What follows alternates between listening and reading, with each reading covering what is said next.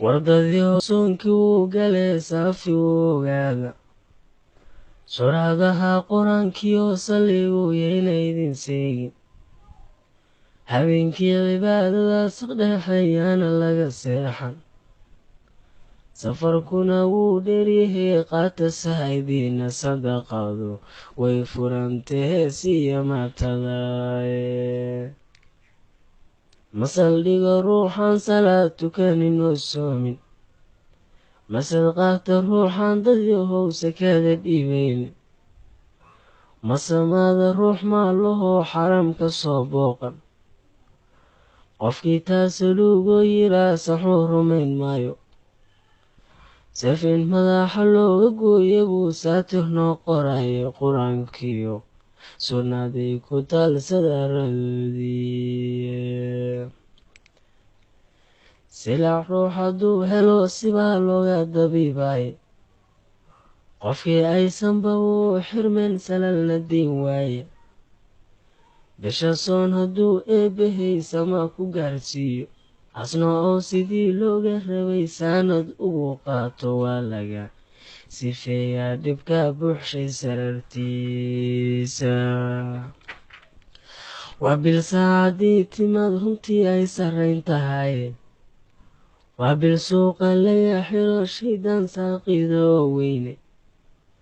waa bil ay sariiraha jannadu soo carfahayaan waa bil ay silsilaadaysan tahay soodinta naareeda waa bil ay malaa'igtii sugnayd nala safayaan waa bil ay sujuudeenna badan saxuu ajiib mayso waa bilkii santuuqii marnaa salaadu buuxayso waa bil sahaan walaalnimo dadyahow subax la doonaayo dadka eebba muusimin oo way kala sarreeyaan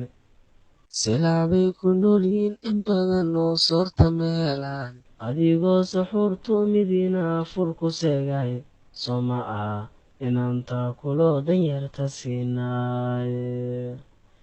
intaa waa midaan sadarka yidhi soonka oo galaaye waxaan ahay qof soomaaliyeed silacna doonayne waxaan ahay qof soonqaadka rabaa samiyo waan waane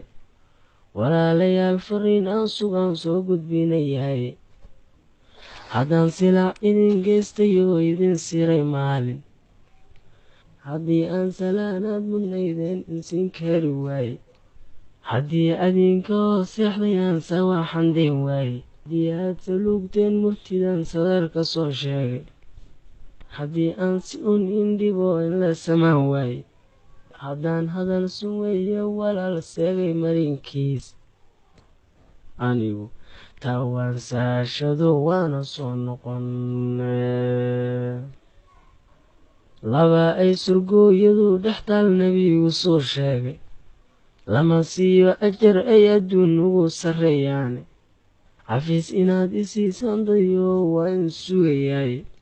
aniguna saafi baan ahoo idinma seegseego saatirow allahayow ajiib soonkii wuu galay